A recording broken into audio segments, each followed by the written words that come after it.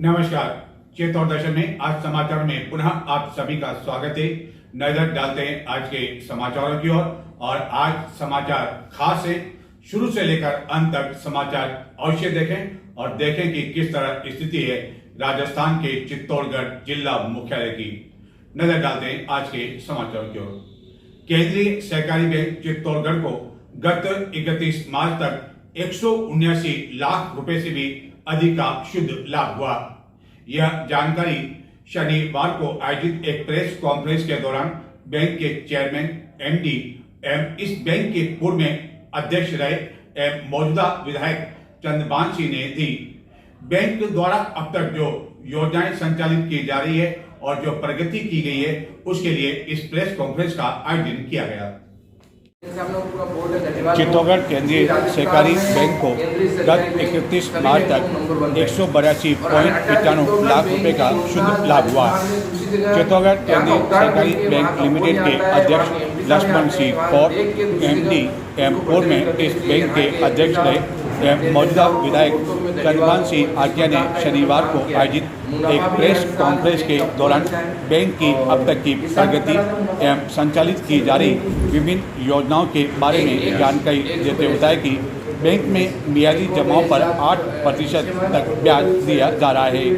Bank के MD ने बताया कि केंद्रीय सहकारी बैंक की स्थापना 15 जनवरी 1959 को हुई थी।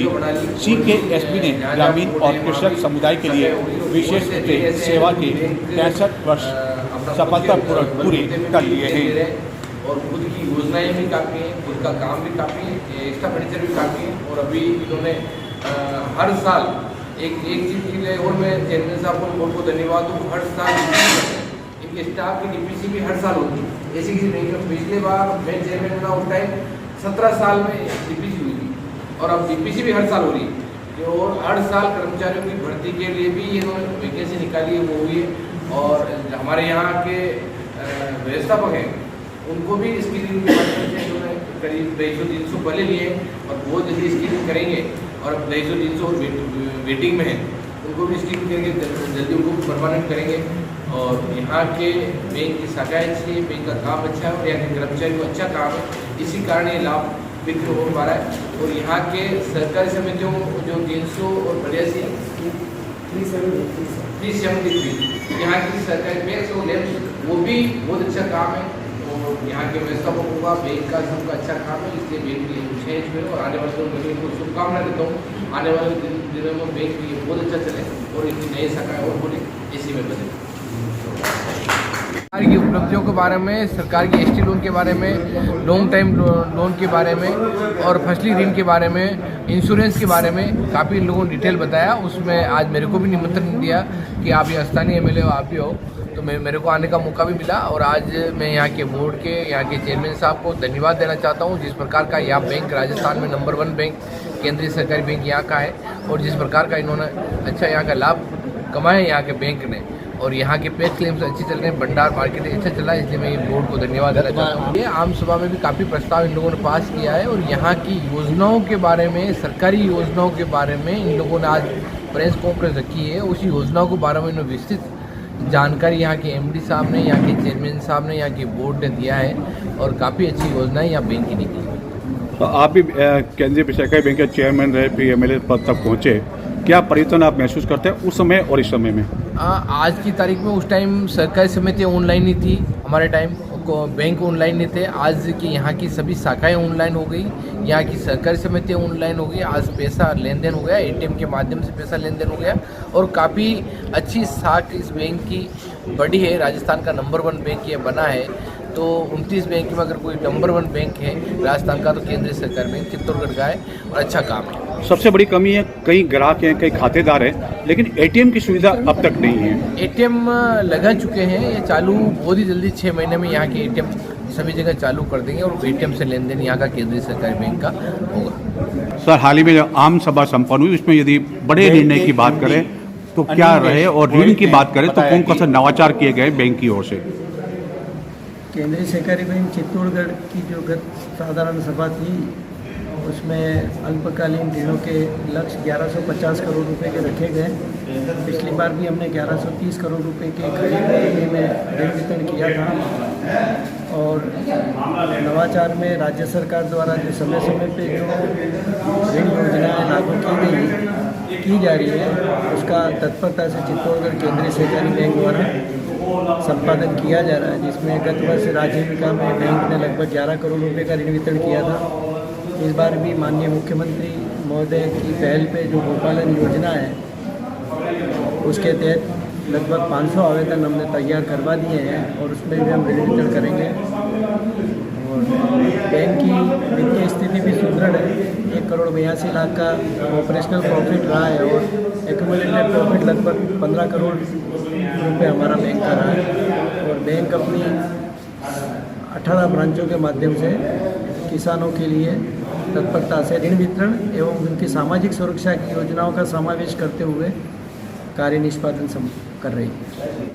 चित्तौड़गढ़ जिले के पारसौली थाना क्षेत्र में राजगढ़ में एक कलयुगी मां केवल 3-4 घंटे पहले जन्मे एक नवजात शिशु को, जो कि लड़का था, उसे लावारिस हालत में छोड़कर चली गई, जिसे बाद में पारसौली स्थित चिकित्सालय में भर्ती करवाया गया और उसके बाद उसे चित्तौड़गढ़ रेफर कर दिया गया, जहां उसे यहां भर्ती कराया गया है और इस शिशु की हालत हाल फिलहाल ठीक बताई जाती है।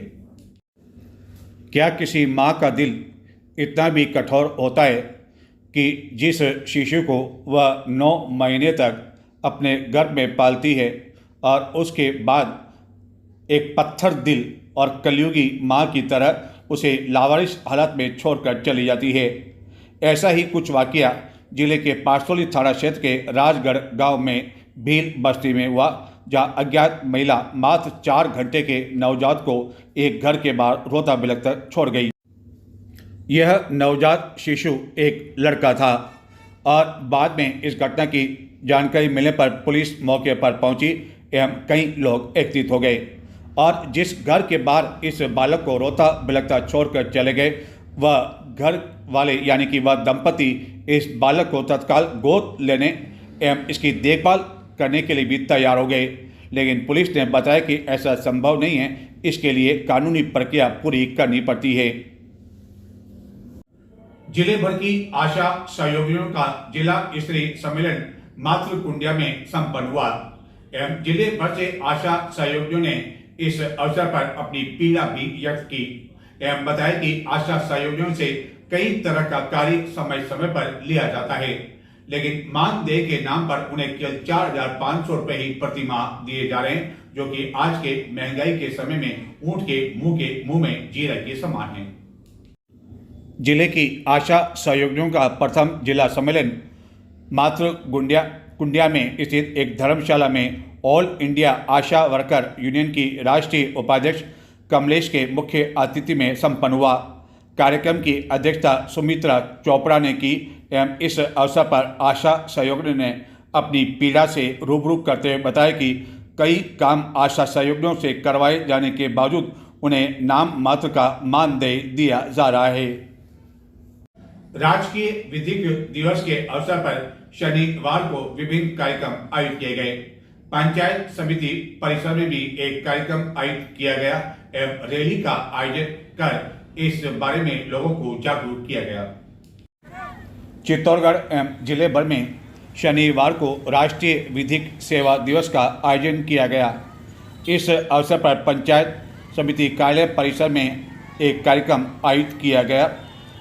जिला विधिक सेवा प्राधिकरण के सचिव सुनील कुमार गोयल की अध्यक्षता में यह कार्यक्रम आयोजित किया गया। वहीं दूसरी ओर जागरूकता के लिए एक रैली का आयोजन भी किया गया, जो कि नगर के मुख्य मार्गों से गुजरती हुई कलेक्टर परिसर पहुंच संपन्न हो गई। रैली में शामिल छात्रों द्वारा विधिक सेवाओं एवं सहायताओं से आम जन को अवगत कराया गया। उपस्थित जनों को विधिक सेवा दिवस के अवसर विभिन्न प्रकार की कानूनी जानकारी भी प्रदान की गई।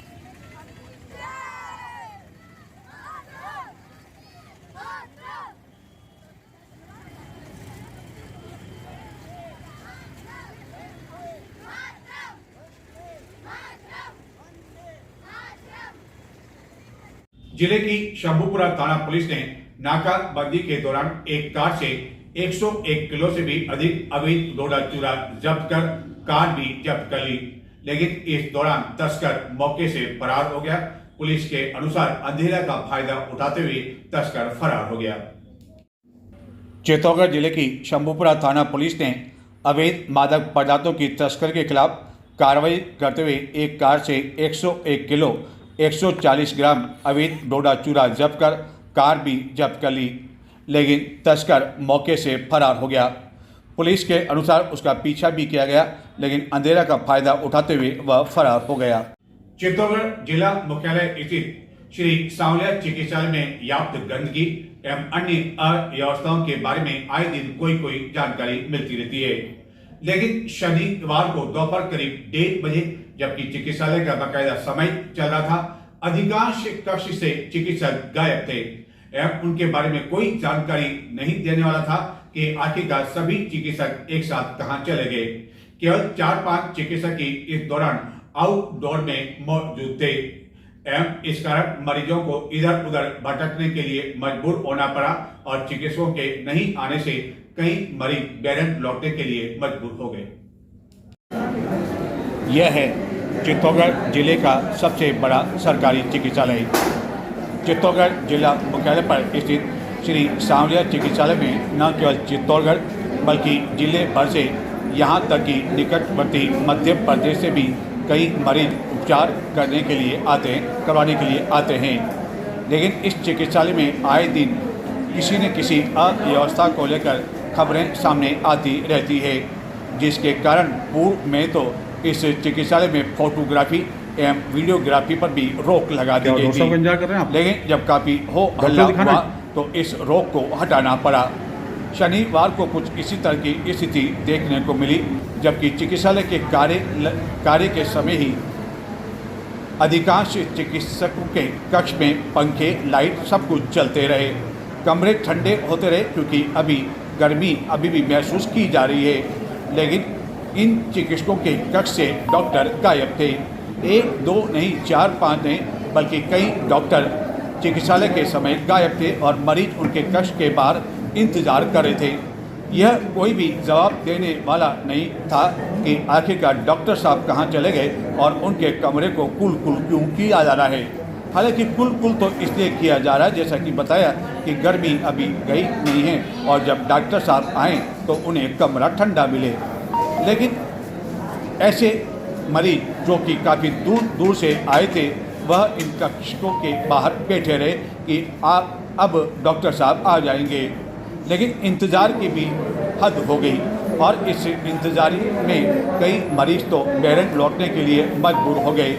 इक्का दुक्का कमरों में ही चिकित्सक मरीजों की सेवा एवं उपचार करते हुए देखे गए, जिसमें डॉक्टर मनीष एवं अन्य कुछ चिकित्सक अपने कमरे में ही मौजूद थे, यानी कि ड्यूटी पर मौजूद थे, लेकिन अन्य कमरों का यह हाल था। मरीजों से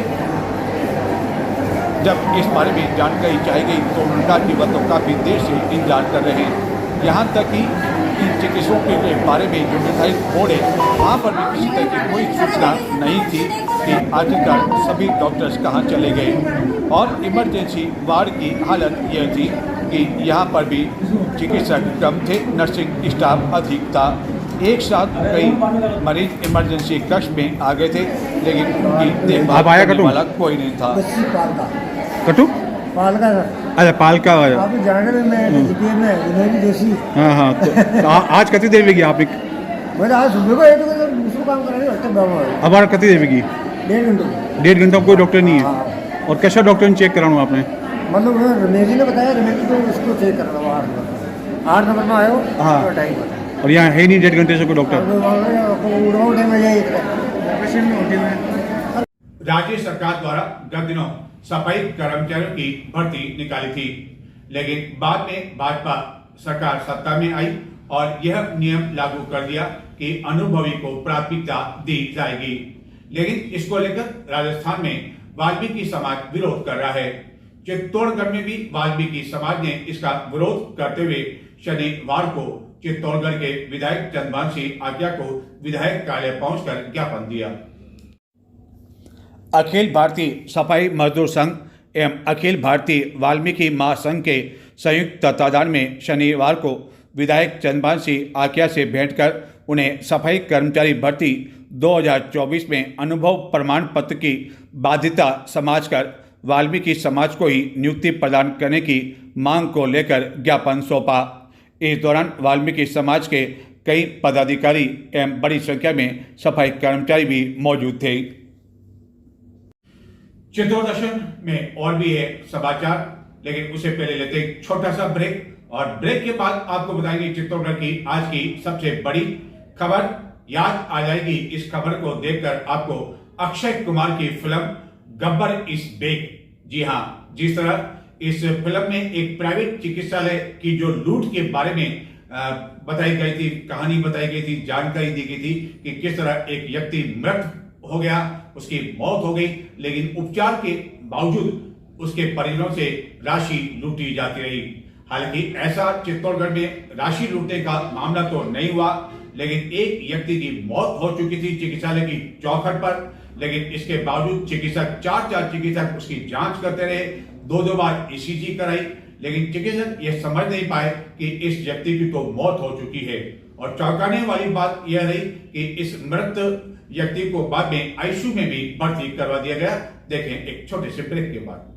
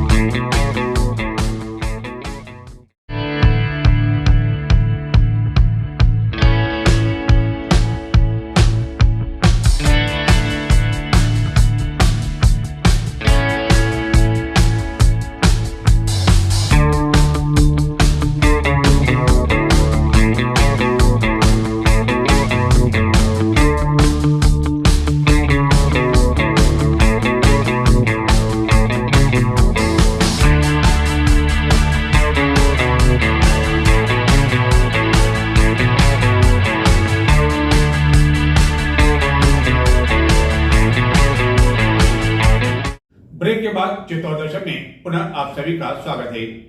अक्षय कुमार की एक फिल्म आपने देखी होगी, गब्बर इज बैक। इस फिल्म में चिकित्सालय, खासतौर पर निजी चिकित्सालयों में जिस तरह की लूट होती है उसका पर्दाफाश किया गया था कि किस तरह व्यक्ति की मौत हो जाती है और परिजनों को यह जानकारी दी जाती है कि हम मरीज को बचाने का प्रयास कर रहे हैं, उसे वेंटिलेटर पर ले रखा है और आदि के नाम पर राशि वसूल की जाती है, दवाइयां मंगवा ली जाती है, जबकि व्यक्ति की मौत तो कब की हो चुकी है। ऐसे ही कुछ मामला चित्तौड़गढ़ स्थित जिला मुख्यालय श्री सांवलिया चिकित्सालय में देखने को मिला, जहां की एक दंपति गंभीर रूप से निम्बाड़ा में हुए एक सड़क हादसे में घायल हो गए, जिसके बाद दोनों दंपति को चित्तौड़गढ़ के लिए रेफर कर दिया गया।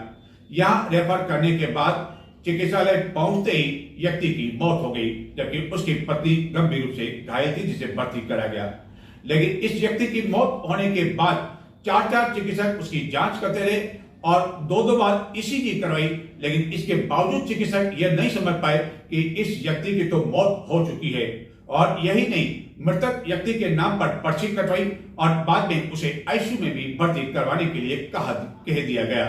आईसीयू में भर्ती करने के बाद उसका इलाज भी किया जाता रहा, लेकिन बाद में जब चिकित्सक को लगा कि शरीर में कोई हलचल नहीं हो रही है तो बताया कि इसकी तो मौत हो चुकी है, जबकि मौत हुए तो 20-25 मिनट हो चुके थे और परिजन इधर उधर भटकते रहे और चिकित्सकों को पता नहीं पड़ पाया कि इस व्यक्ति की तो मौत हो चुकी है। यह है हमारे राजस्थान के ऐतिहासिक नगर चित्तौड़गढ़ का चिकित्सालय।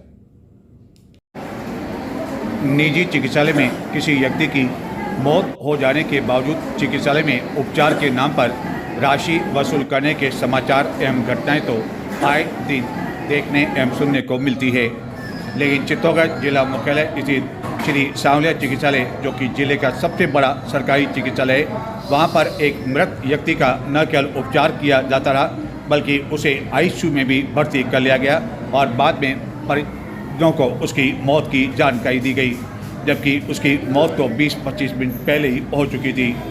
चित्तौड़गढ़ जिले के निम्बाड़ा कस्बे में मोटरसाइकिल पर सवार शास्त्री कॉलोनी निम्बाड़ा निवासी मुनीर खां एवं उसकी पत्नी समीरा बानू को एक निजी बस ने अपनी चपेट में ले लिया, जिसके बाद दोनों को निम्बाड़ा स्थित चिकित्सालय में भर्ती करवाया गया, लेकिन हालत गंभीर होने पर दोनों को चित्तौड़गढ़ के लिए रेफर कर दिया गया। लेकिन जिस सरकारी एम्बुलेंस से रेफर किया गया उसमें भी किसी तरह की कोई सुविधा नहीं थी, और जब ये दंपति चित्तौड़गढ़ चिकित्सालय पहुँचे और एम्बुलेंस से जब स्ट्रेचर पर इनको लेटाया गया तो उस समय भी वहाँ कोई ट्रॉली मैन या अन्य स्टाफ मौजूद नहीं था। ऐसी स्थिति में दंपति के साथ आए परिजन अपने स्तर पर ही ट्रॉली पर गंभीर रूप से घायल मुनीर खान को सबसे पहले इमरजेंसी कक्ष में लेकर पहुंचे, जहां की अधिकांश नर्सिंग स्टाफ मौजूद था, जो कि इस मरीज के बारे में कुछ भी समझ नहीं पाया, और बाद में एक चिकित्सक को बुलाया गया, लेकिन उसे भी इस मरीज के बारे में समझ में नहीं आने पर एक अन्य चिकित्सक को देखा गया, जिनके द्वारा बाकायदा मरीज की धड़कन चेक की गई और बाद में अपनी मोबाइल टॉर्च रोशनी से इस मरीज की आंखें आदि देखी गई एवं परिजनों को उसकी ईसीजी करवाने को कहा गया। बाद में इस मृत मरीज को ईसीजी में लाया गया, जहां उसकी ईसीजी की जांच करवाई गई और बाद में आईसीयू के लिए रेफर कर दिया गया और परिजनों को कहा गया कि इसके नाम की पर्ची कटवा ली जाए, और परिजन उसे बाद में लिफ्ट के माध्यम से लेकर पहुंच गए आईसीयू, और यहां मौजूद ड्यूटी पर एक डॉक्टर ने भी उसकी जांच पड़ताल की और तत्काल उसे भर्ती करने को कहा गया, और भर्ती करने के बाद उसका उपचार भी शुरू कर दिया गया, जबकि मरीज की मौत तो काफ़ी देर पहले चिकित्सालय पहुंचते ही यानी कि मेन गेट पर ही हो चुकी थी। लेकिन 3-4 चिकित्सक भी समझ नहीं पाए कि इस व्यक्ति की धड़कनें तो काफ़ी बंद हो चुकी है और वह उसका इलाज करते रहे। लेकिन बाद में जब इन्होंने देखा कि मुनीर खां के शरीर में किसी तरह की कोई हलचल नहीं हो रही है, तो आखिरकार यह कहना पड़ा कि इसकी मौत हो गई है। सवाल यह उठता है कि जब 4 चिकित्सकों ने इसकी जांच की, 2 बार ईसीजी करवाई गई और पूरी तरह से मरीजों ने जिस तरह मरीज की जांच पड़ताल की जाती है उसकी जांच पड़ताल भी की, तो आखिरकार चिकित्सक ये समझ क्यों नहीं पाए कि इस व्यक्ति की तो मौत हो चुकी है। और मौत होने के बाद भी आईसीयू में मौजूद एक डॉक्टर इस मरीज के बारे में परिजनों आदि से जानकारी लेने में लगा रहा और मशीन आदि चलती थी। लेकिन बाद में जब यह स्पष्ट डॉक्टरों को हो गया कि इसकी मौत हो गई है, तो सारी मशीनरी बाद में हटा दी गई, जिसके बाद परिजनों का रो का हाल बुरा था, जिन्होंने बताया कि निम्बाड़ा स्थित चिकित्सालय में भी उन्हें काफ़ी परेशानियों का सामना करना पड़ा, और यदि वहाँ इसका इलाज समय पर किया जाता तो शायद मुनीर खां बच सकता था। निम्बाड़ा सरकारी हॉस्पिटल के सामने मातेश्वरी बस RJ09 PA 97 नंबर ऐसे था, लाल कलर की बस थी, उससे एक्सीडेंट हुआ और वो एक्सीडेंट करके भाग गया। फिर इनको हॉस्पिटल लगे, हम हॉस्पिटल में पर्ची वर्ची बनी, इनके एक्सरे करे, एक्सरे करने पर बोतल लगी, फिर वार्ड में भर्ती कर दिया हमको। 1 घंटे तक ना तो डॉक्टर साहब आए कोई निम्बाड़ा में 1 घंटे तक कोई भी नहीं आया। फिर हम वार्ड में गए, उनका ऑपरेशन थिएटर था, वार्ड में गया, फिर जो ओटी में बैठते हैं वहाँ पर जाके बोला, तो बोला कहाँ है, मैंने कहा वहाँ अंदर भर्ती, वो तड़प रहा, परेशान हो गया। तो उन्होंने एक्सरे मंगाया, एक्सरे देखा तो मामला सीरियस है, उनको तो उदयपुर अहमदाबाद कहीं भी ले जाओ, तो फटाफट उन्होंने रेफर कर दिया। 108 बोले, 108 में ना तो सर ऑक्सीजन तड़पते हुए आए नीचे तोड़ तक यहाँ पे। यहाँ आने के बाद में सर 15-20 मिनट हो गए। अब जाके और यहाँ भी हमने देखा कि आप 20-25 मिनट इधर से उधर घूमते रहे, कोई आपको यहाँ मिला नहीं यहाँ पे, और इस तरीके से यहाँ बता उतारने वाला भी कोई नहीं था यहाँ पे मरीज को, और उसके बाद ईसीजी भी बार बार होती रही। बार बार होती है।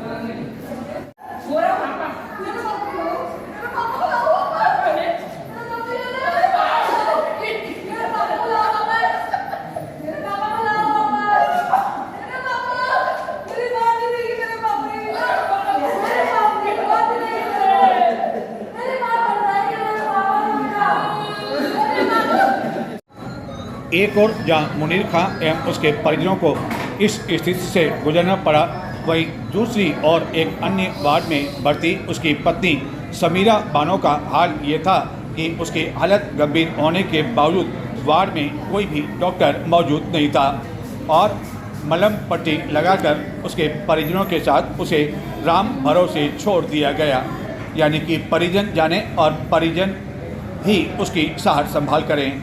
यह है चित्तौड़गढ़ का जिला चिकित्सालय। आज यानी कि शनिवार को गोपा अष्टमी है। गोपा अष्टमी के अवसर पर चित्तौड़गढ़ नगर एवं जिले भर में विभिन्न कार्यक्रम आयोजित किए गए। विभिन्न मंदिरों के बाद महिलाओं ने गौ माता की पूजा की, वहीं गौशालाओं में भी विभिन्न कार्यक्रम इस अवसर पर आयोजित किए गए। गोपा अष्टमी के अवसर पर गांधीनगर स्थित गौशाला में चित्तौड़ी आठम महासमिति द्वारा गौ माता के लिए यज्ञ किया गया। गौ पालकों एवं गौ सेवकों का दुपट्टा ओढ़ाकर मुंह मिठाकर उनका स्वागत एवं सम्मान किया गया। इसी तरह अन्य कई कार्यक्रम भी आयोजित किए गए। तो ये थे आज के समाचार। अब मुझे आगे दे, नमस्कार।